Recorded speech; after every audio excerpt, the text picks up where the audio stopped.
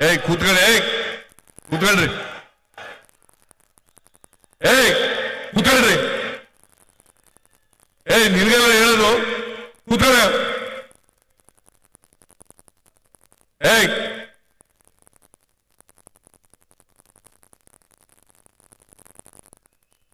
ಯಾರವನು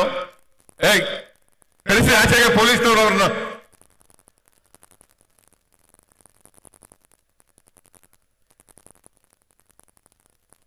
ಪೊಲೀಸ್ನವ್ರು ಆಚೆ ಕಳಿಸ್ರಿ ಅವ್ರನ್ನ